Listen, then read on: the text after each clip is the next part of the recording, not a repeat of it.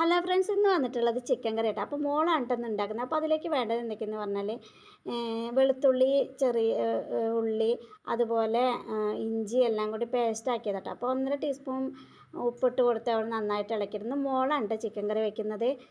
അത് വഴന്ന് വന്നപ്പോഴേക്കിന് പച്ചമുളക് ഇട്ട് കൊടുത്തിട്ടുണ്ട്. കുറച്ച് 1/2 ടീസ്പൂൺ മഞ്ഞൾപ്പൊടി, പിന്നെ മുളക് പൊടി 1.5 ടീസ്പൂണാണ് കേട്ടോ.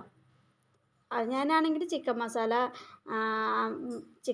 ഫിഷ് മസാല, രസപ്പൊടി, സാമ്പാർ പൊടി ഒന്നും വാങ്ങണം. ചിക്കൻ മസാല കുറച്ചിട്ട് കൊടുക്കുന്നുണ്ട് കേട്ടോ. പുറത്തുനിന്ന് ഒരു പൊടികളും വാങ്ങാറില്ല കേട്ടോ. ഒക്കെ ഞാൻ ഇവിടെ പൊടിച്ചെടുക്കാറാണ്. അതുപോലെ നല്ലോണം വഴന്ന് വന്നപ്പോഴേക്കും അവൾ അതിലേക്ക് ചിക്കൻ ഇട്ട് കൊടുത്തു കേട്ടോ. അതിന് ചിക്കൻ ഇട്ട് കൊടുത്ത് നല്ലോണം ഇളക്കി എടുത്തതിന് ശേഷം കുറച്ച് വെള്ളം പറഞ്ഞ് അത് വേവാൻ വേണ്ടി കാത്തിരിക്കട്ടോ. അതിൻ്റെ കൂടെ അവൾ എന്ത് ചെയ്തു, മുന്തിരി ജ്യൂസ് അടിക്കാനും നോക്കുന്നുണ്ട് കേട്ടോ.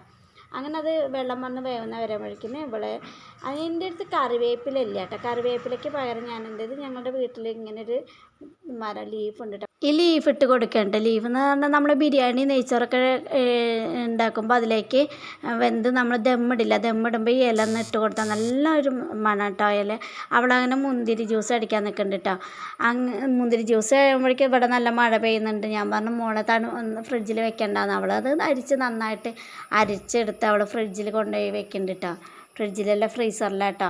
പിന്നെ അവളെ ഒഴിവ് ടൈമിലാണെങ്കിൽ അവൾ ഓരോ കുക്കിംഗ് ആണ് കേട്ടോ അവളുടെ പരിപാടി. ഇന്നലെ എന്തോ ഒന്ന് ഉണ്ടാക്കി, മുട്ട ദോശ ഉണ്ടാക്കിയിട്ടുണ്ടായിരുന്നു. വീഡിയോ ഉണ്ട്, ഞാൻ ഇതാക്കിയിട്ടില്ല.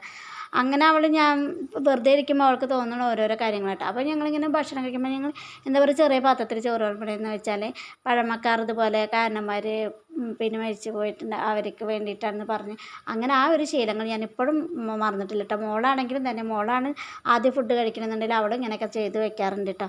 അപ്പോൾ ഇത്രയേ ഉള്ളൂ ഞങ്ങളുടെ വീഡിയോ ഇഷ്ടപ്പെട്ട ലൈക്കും സബ്സ്ക്രൈബ് സപ്പോർട്ടൊക്കെ ചെയ്യണേ. അപ്പോൾ അടുത്ത വീഡിയോ കാണുന്നവരേക്ക് ടാറ്റാ ബൈ ബൈ.